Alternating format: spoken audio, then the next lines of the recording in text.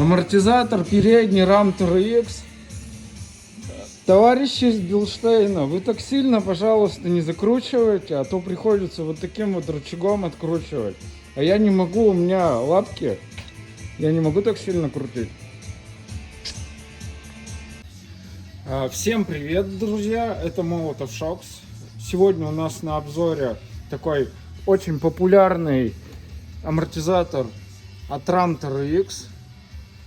Все просто нахваливают эту тачку, типа супер, вообще едет классно на обзорах.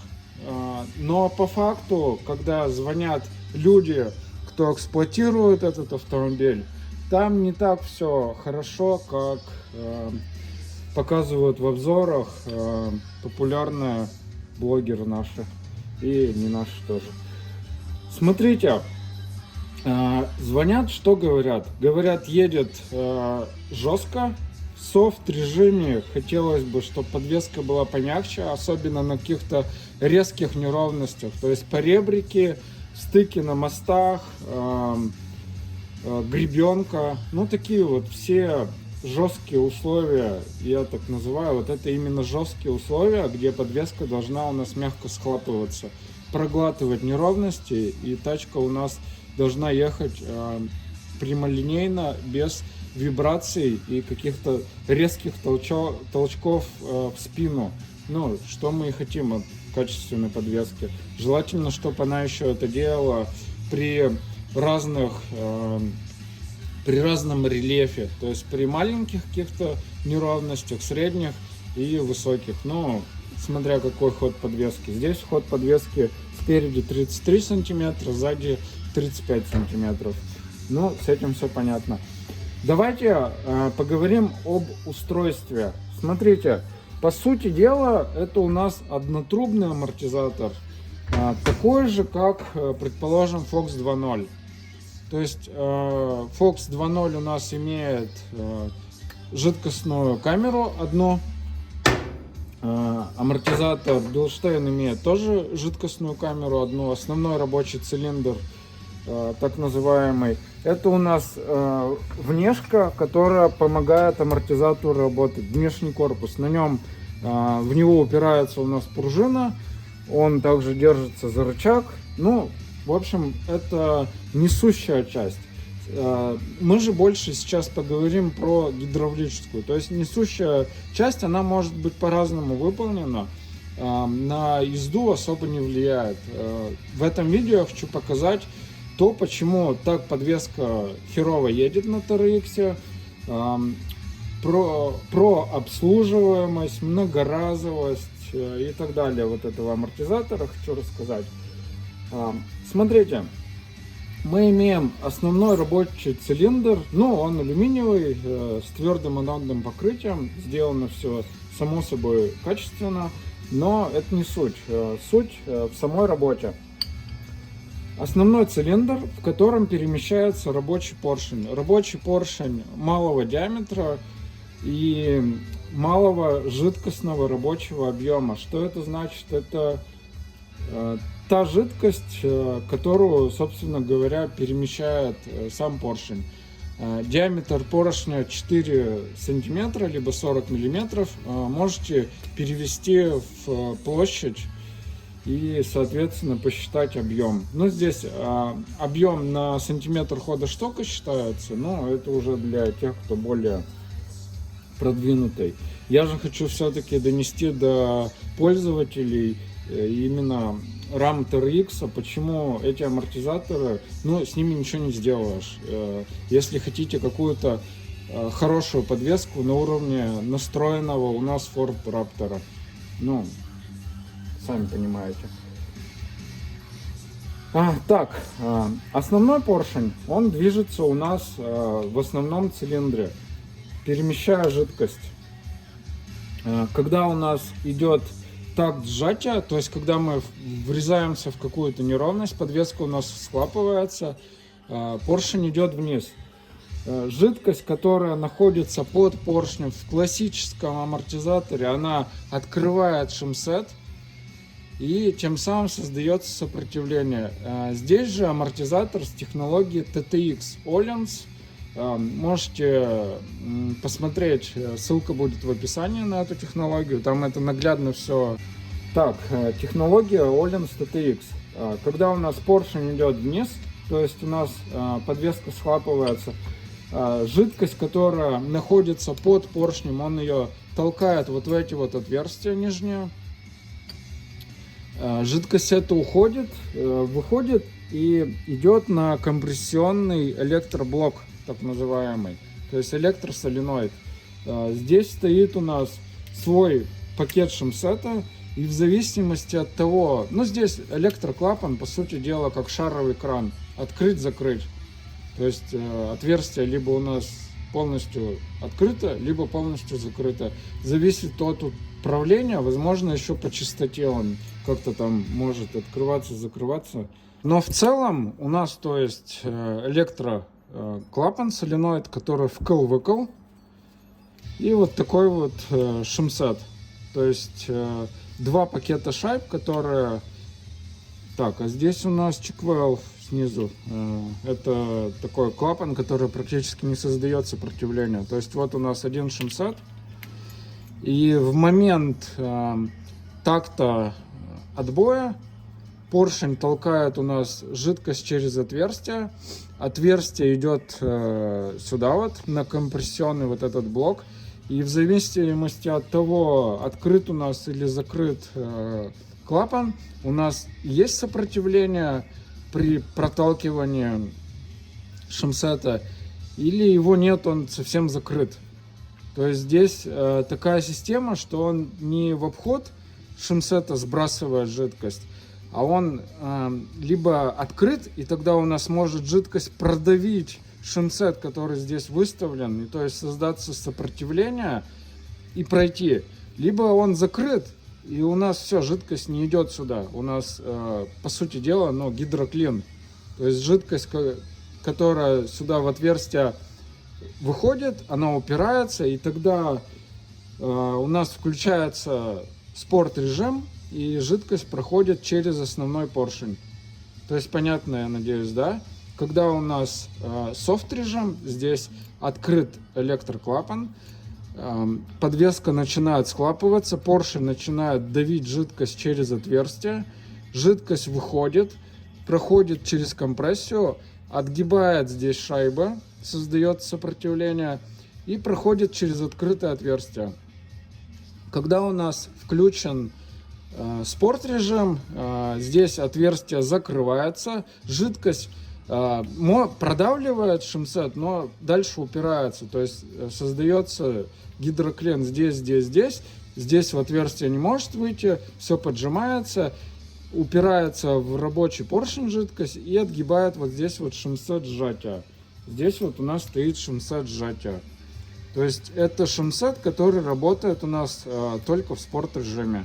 Либо на определенных скоростях работы, либо если по частоте у нас открыто-закрыто постоянно на определенной частоте, то у нас либо этот шумсет открывается, либо этот. Соответственно, у нас этот шумсет слабее, этот шумсет плотнее. Вот такая вот работа.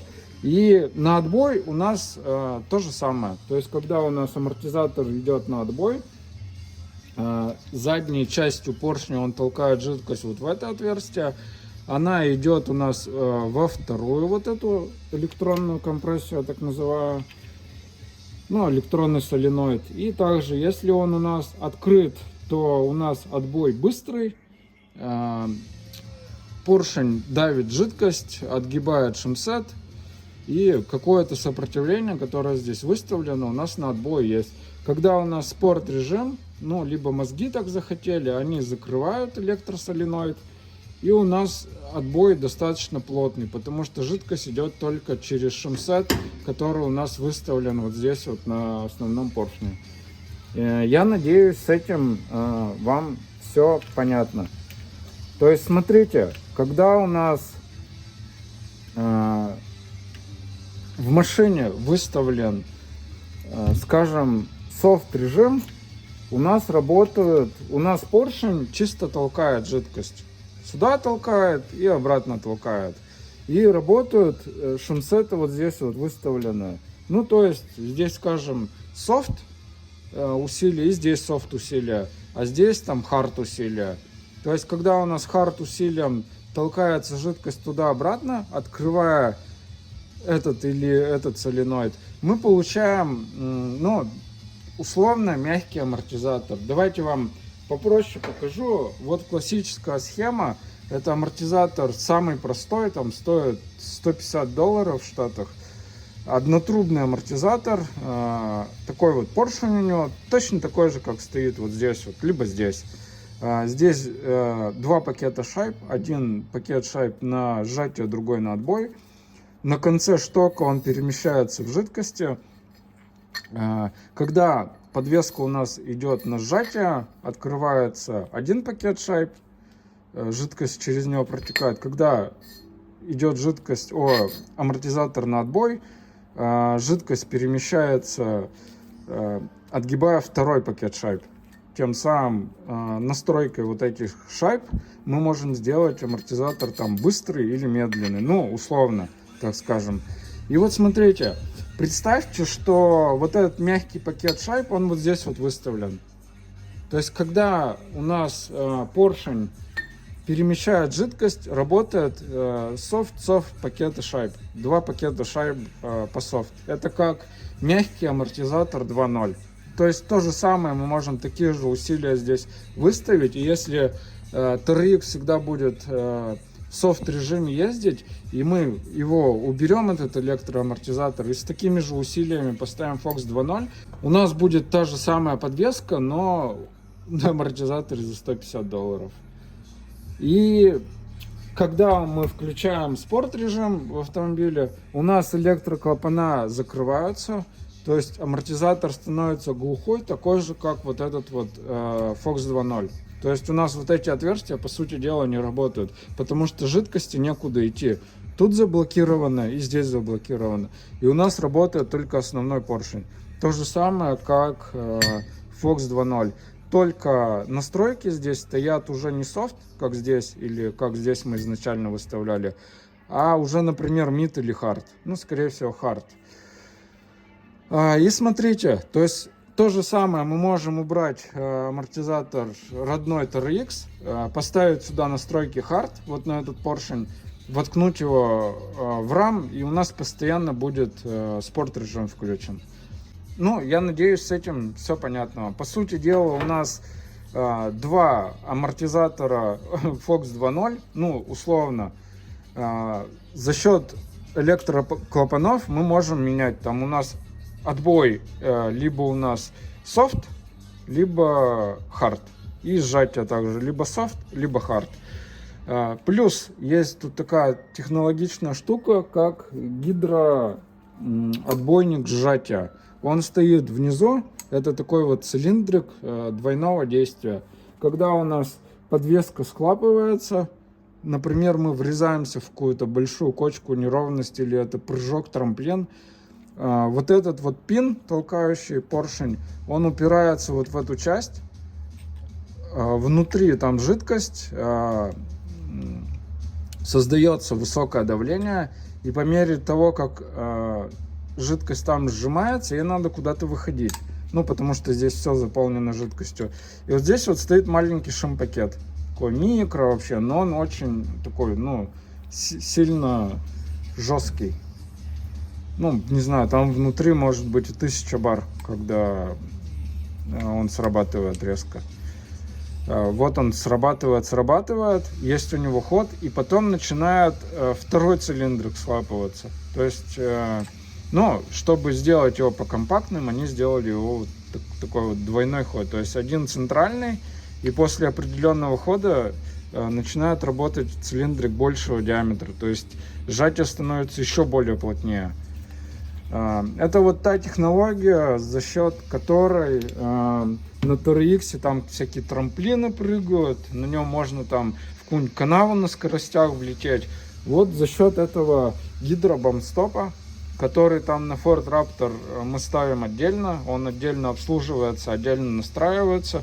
Вот здесь вот он встроенный. Хорошо это или плохо, но если вы хотите полнолинейную подвеску, то есть чтобы у вас на весь ход она ну, прям срабатывало и проглатывало все неровности, то, наверное, это неудобно. Потому что, чтобы его перенастроить, надо разобрать одноразовый амортизатор, надо подобрать вот сюда другой шумсетик, чтобы мягче сделать. Ну, в этом, конечно, неудобно. Плюс термонагруженность, плюс дополнительные железяки, которые у вас внутри амортизатора перемещаются, создают какой-то износ, пыль. Ну и также это может что-то сломаться, выйти из строя, и он начнет стучать. Вот. А так как амортизатор одноразовый, к нему ничего не поставляется у нас. Вот такие дела. По технологиям, я думаю, вам все понятно. Как это все работает, что они такого тут напридумывали. Никакой магии сейчас для вас, надеюсь, здесь нет. По минусам и почему такой амортизатор никогда и ни при каких условиях не поедет как подвеска на Ford Raptor. Смотрите, здесь амортизатор у нас, по сути дела, однотрубный, как я уже сказал, но с выбором либо у нас там софт-пакеты работают, либо там хард-пакет работают. Ну, по сути дела, у нас, повторюсь, амортизатор как Fox 2.0. То есть никаких технологий быстрых подвесок, как вот технология Fox внутренний байпас EBP, где у нас есть такая вот софтовая зона с дополнительными клапанами, которые во время того, когда вы врезаетесь в очень резкий поребрик, что я в начале видео говорил, резкие поребрики, неровности, грунтовка, у вас не только рабочий поршень, вот, кстати, поршень с Ford Raptor, посмотрите разницу, у вас не только пакет на поршне открывается, но у вас еще и дополнительно открываются байпасные клапана. То есть жидкость, она разлетается во все стороны через байпасные клапана и через пакет сжатия. И тем самым у нас очень плюшевая подвеска в райд-зоне на Ford Raptor. А когда у нас заканчиваются эти клапана, по мере того, как у нас подвеска сжимается, последние там 8-7 сантиметров хода, они идут такие, что у нас все байпас клапана уже не работают, поршень их прошел, и вся жидкость, она проходит через пакет сжатия. Но это не так резко и дергано, как здесь. То есть переход не такой резкий. У нас получается, так скажем, супер софт зона и зона мид. И поэтому подвеска у нас постоянно работает на весь ход на наших настройках, которые мы делаем, соответственно. Это не про завод, я сейчас говорю. Про саму технологию, благодаря которой мы получаем те рапторы, которые у нас едут. Вот. И большой поршень, он дает работу подвески на более низком давлении. То есть перемещая, как вот двигатель V8 многообъемистый. То есть ему надо небольшие обороты, чтобы создать такое мощное сопротивление. В отличие от вот этого. Здесь очень лютый пакет стоит. То есть это, по сути дела, когда мы включаем хард режим, это у нас как гидро-бамп-стоп. То есть подвеска на TRX, она очень жесткая становится на спорт режиме. Ну, потому что они не могут сделать на таком поршне хорошие настройки. А вот на Ford Raptor это можно сделать за счет большого поршня. И если у нас был бы однотрубный амортизатор на большом поршне, то во время врезания в неровности мы бы получали гидроудар. То есть был бы тот же эффект, как на Ram TRX.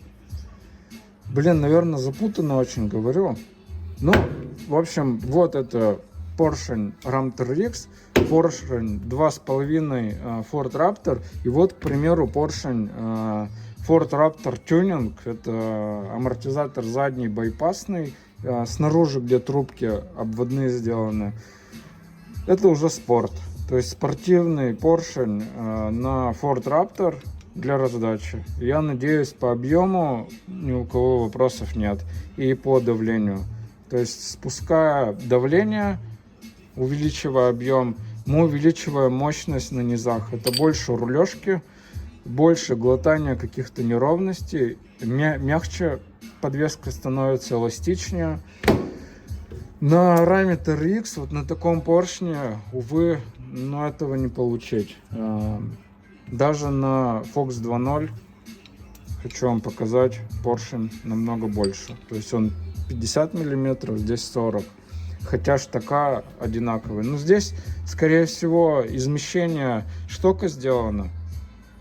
То есть у нас, когда шток погружается, жидкость, вытесняемая штоком, выходит вот через это отверстие, идет вот сюда вот в штуцер РВД, ну и выходит в бак. То есть, по сути дела, у нас шток, он не измещает из основного цилиндра в рабочем месте жидкость. То есть вся жидкость у нас равна диаметру поршня. То есть вся жидкость у нас проходит через поршень. Это еще добавляет там некоторые нюансы при настройке. То есть на высоких скоростях работы, когда мы едем по грунтовке, по каким-то стыкам на мостах, у нас жидкость просто не успевает пролететь даже на софт-режиме через компрессию и через основной поршень. Ну, продавить эти шайбы, она не успевает во время резкого сжатия амортизатора. И мы получаем такой неприятный толчок в спину и удар. С этим ничего не сделаешь при таких технологиях. Но, смотрите, вот для владельцев вот этих амортизаторов, кто вот прям вот не хочу никак там переходить на аморты от трактора, не хочу никакие технологии, хочу на этих ездить. Но вот эти амортизаторы нормально у нас где-то для трека, для ровного асфальта. Хард режим включили, у нас пакет только на поршне работает, пакет зажатый, то есть у нас плотное сжатие, плотный отбой, у нас есть гидроотбойник, можно раздавать, то есть какие-то там, не знаю, трамплинчики прыгать, вот это вот да. Но комфорт, быстрая езда по неровностям, проглатывание кочек во весь ход, это не про эти амортизаторы. Плюс здесь такие нюансы, как стрёмное уплотнение, ненадежное, там, ну прям уплотнение детский сад. У меня на велосипеде лучшие уплотнения стоят на амортизаторах Fox. Сейчас все скажете, что я супер любитель амортизаторов Fox. Ну блин, ну давайте любой другой там какой-нибудь возьмем, типа амортизатор King, Red Flow, там. Любой амортизатор возьми, там уплотнения лучше будут, чем здесь стоят. Где их брать новые, что-то подбирать? Амортизатор термонагружен, то есть Ram TRX тяжелая машина.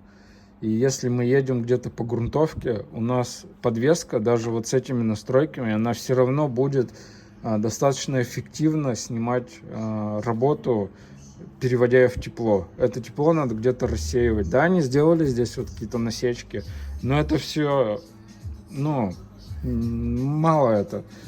И поэтому у этих амортизаторов будут частые проблемы с перегревами. И они уже есть. И звонят и говорят, что, ну, проблемы, амортизаторы либо потекли после поездки в гор, либо они застучали.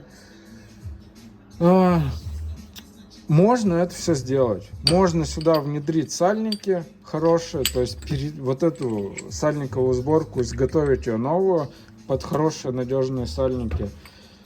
Крышку переточить под хороший грязесъемник, там Fox или King.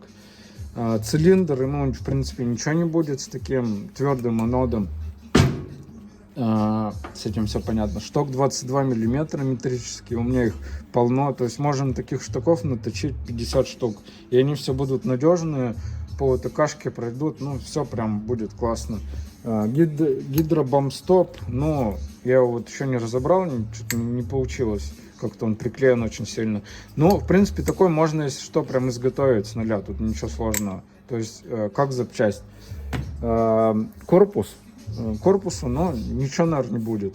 Он алюминиевый, он покрыт хорошей надировкой, ну, типа, на весь срок службы. Будем условно так считать. Бак, который вынесен на шланг, его, в принципе, можно поменять, поставить бак увеличенного размера. То есть увеличить объем жидкости, тем самым понизить проблемы перегрева. То есть это можно решить. Вот эти вот компрессионные блоки, ну я их так называю, кто-то называет донным клапаном, я называю компрессиями. Их можно разобрать, они вот завальцованы, то есть можно разобрать, подобрать тут болты, это все скрутить нормально на клей резьбовой какой-нибудь, вот 262, и все, это будет очень надежно. Подобрать здесь шумпакеты, рабочий шумпакет можно поменять. Но проблема, смотрите в чем. Проблема с этими дурацкими соленоидами. Если на Ford Raptor они полностью разборные, там какие-то детали простые, их даже можно выточить без проблем. Но это все у нас одноразово, как видите. То есть случись что, например, смотрите, амортизатор новый стоит, ну, в Штатах стоит он $2000, сюда привезти там, ну, 230 тысяч рублей. Один амортизатор выйдет вам. Чтобы его перебрать, перенастроить, вот это все изготовить, все пофиксить, примерно будет 100. Ну, нет смысла по более низкой цене этим заниматься. Ну, потому что много геморроя. Амортизатор будет работать, все вообще без вопросов. Но что делать с соленоидами? Если, например, у нас соленоид заглючит, накроется, перегреется, начнет подклинивать, он одноразовый, то есть он вот завальцован, и боюсь его, если разобрать, его уже не соберем. То есть это вот две детали, которые ремонт и что-то, какие-то процессы по настройке, восстановлению этих амортизаторов сводят на нет. Пока вот этих запчастей не будет новых в доступе, либо 100% гарантии, что их кто-то восстановит, нет никакого смысла эти амортизаторы восстанавливать. Понятно вам, надеюсь, да? То есть из-за двух деталей можно очень так влипнуть хорошо. То есть сделать человеку, он будет ездить, все будет работать, но соленоиды подведут. Они либо застучат, либо еще какая-то проблема с ними случится, потекут. И это приведет к гарантийному ремонту, который будет невозможен. Надеюсь, вам понятно. То есть, например, я сделал 2 амортизатора передних, взял 200, они все работают, все настроено, резинки классные стоят, они не текут. Все круто, даже могу настройки немножко подкорректировать. Например, чтобы в хард режиме он не такой был жесткий, то есть он, чтобы в хард режиме ехал нормально, а когда вы включаете софт режим, ну он совсем это становится такой желеобразный. Но вот эти детали, они одноразовые, и не поменяв их, не разобрав, это будет кот в мешке. Понимаете, да? А делать на это скидку и говорить, что давайте вам сделаем, а там типа как пойдет, как карта ляжет, ну такое, вы же понимаете, что это все, блин, детский сад и развлечения. Что делать тогда владельцам Ram TRX? Смотрите. Так, смотрите, амортизатор Ram TRX. Как он у вас стоит? Нижняя часть упирается в рычаг. Здесь стоит шток. Сверху у нас вот такая вот чашка. В нее упирается, ну, верхняя часть фиксируется болтом. Ну, у меня сейчас, гайкой. У меня нет гайки, это у нас от Раптора, но не суть. То есть вот такое вот у нас крепление. Здесь у нас упирается пружина и упирается в нижнюю чашку, которая здесь находится. То есть у нас корпус сжимает пружину, а через шток гидравлика у нас создает именно работу подвески. То есть поршень, я еще повторюсь, толкает вниз жидкость или толкает вверх. Надеюсь, с этим понятно, как у нас это все устроено. То есть вот он примерно так вот и выглядит. Что я предлагаю? Есть вот такой вот тюнинг от компании Fox. Это у нас амортизатор Ford Raptor, но тюнинг уже. То есть не сток, не завод. Сверху такое вот крепление. Ну, это просто болт наживил, чтобы показать. Его можно отфрезеровать болт-он в Raptor X. То есть оно будет в чашку у нас крепиться. Здесь ШС, здесь все у нас жестко встает. Амортизатор этот перевернутого типа.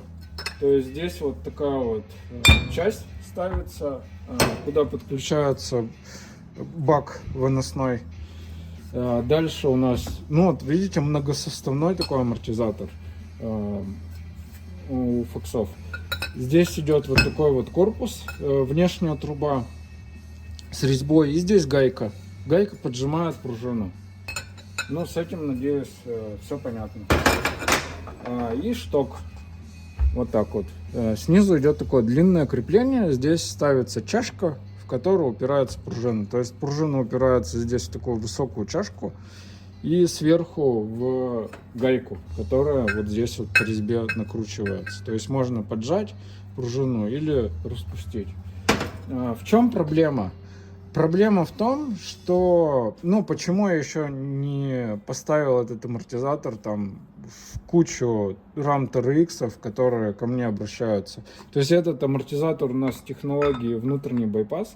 Когда мы врезаемся в какую-то неровность, у нас основной поршень, который на штоке, он и через себя жидкость пропускает, и через вот эти вот байпасные отверстия. То есть жидкость, повторюсь еще, как я до этого говорил, она во все стороны вылетает. И поэтому этот амортизатор, он в разы мягче, чем обычно однотрубный. Это, по сути дела, у нас обычно однотрубный амортизатор. Так вот, проблема в том, что амортизатор Fox, он намного длиннее. То есть, если ход мы оставляем 170 там, или 180 миллиметров, ну, такой же, как у Raptor X, чтобы это все подогнать, у нас, видно вам, да, какая разница в длине. Скажете, да, давайте вот эту ножку сделаем покороче, изготовим, и все, и у нас все, влетит болт-он. Проблема в том, что у нас здесь стоит вот такая чашка под пружину, а в этом месте у нас проходит палка привода и рулевая тяга. То есть у нас рулевая тяга и палка привода будут упираться в эту чашку. И поэтому нижнюю часть по-любому надо делать выше. То есть вот в это место примерно. Так вот сейчас вам покажу. И тогда сейчас какой-нибудь приложу трубу. То есть палка привода тогда нормально у нас проходит. Что у Raptor X, что у Fox. При этом нижнее крепление Fox, оно практически болт-он. То есть сюда такие переходники ставятся в подшипник, втулки переходные. И оно практически болт-он такое же, как у Raptor X. То есть нижняя часть у нас условно подходит болт-он. То есть здесь ни рулевая тяга, ни привод не будут мешать. А верхнюю часть нам надо смещать. То есть нам надо сместить амортизатор на ход 170 миллиметров. Вот так вот. То есть здесь у нас крышка, и вот у нас ход штока 170 миллиметров рабочий. Вот. Здесь мы соблюли, то есть сделали такой же ход, как на Raptor X. Вот верхняя часть не проблема. Какая? Потому что вот у нас где заканчивается амортизатор Raptor X. То есть здесь вот уже у нас стоит вот эта чашка под пружину. Вот так вот. И рама. То есть чашка крепления амортизатора. А здесь у нас еще идет корпус в этой длине. Я надеюсь, вам понятно. И чтобы такой высокий аморт засунуть в Raptor X, нам надо чашку на раме срезать. изготовить новую и переместить ее примерно на 10 сантиметров выше, чтобы у нас болт-он, все работало, все вот как надо было. Единственное, будут механические амортизаторы без электроклапанов. Но с электроклапанами можно, в принципе, что-нибудь придумать. Но я думаю, первым делом стоит засунуть чисто механический Fox.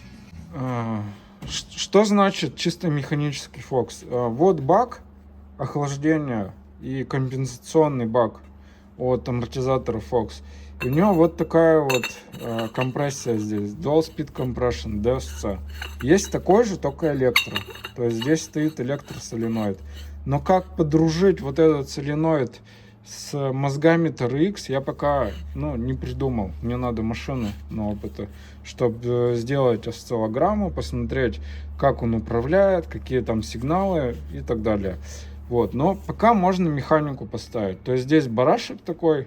Его когда накрутили, подвеска стала плотнее. Этот бак крепится к раме и между амортизатором сообщается двумя шлангами. Во время работы амортизатора у нас по одному шлангу идет жидкость, по второму возвращается. То есть постоянная циркуляция жидкости идет через бак, а бак вот выполнен такими ребрами охлаждения. Эти амортизаторы невозможно перегреть. И нету еще на планете ни одного человека, ни одного раптора, который бы перегрел эти амортизаторы. Это мне говорили коллеги, которые собирают эти аморты в Калифорнии, где там по кочкам там 200 едут рапторы. Вот, короче, у этих ребят нет проблем. Вот такое предложение. Поэтому, кто не боится, везите TRX, бабки в лапки, закажем вам фоксы, срежем к херам чашки заводские, переварим их повыше, электрику пока как-нибудь заглушим, какие-нибудь обманки поставим, еще что-нибудь придумаем. Короче, тачка будет ехать классно, получше, чем даже стоковый Раптор, который мы просто перенастраиваем, потому что вот на этом тюнинге стоят более мягкие пружины. То есть на фоксах, которые идут как тюнинг, там стоят более мягкие пружины, их можно сделать еще более мягко по ходу езды. Подвеска прям на весь ход будет все жрать, все, что вам под колеса попадет, именно вот на этих фоксах, на тюнинге. То есть вот можно запилить такой конфиг. Так что, кто не боится, обращайтесь. WhatsApp, телефон в описании. Это был Молотов Шокс. Я надеюсь, вам видео зашло. Видео получилось такое техническое, давно уже не было. Так что, если какие-то у кого-то вопросы, постараюсь ответить на них в комментариях. Всем пока!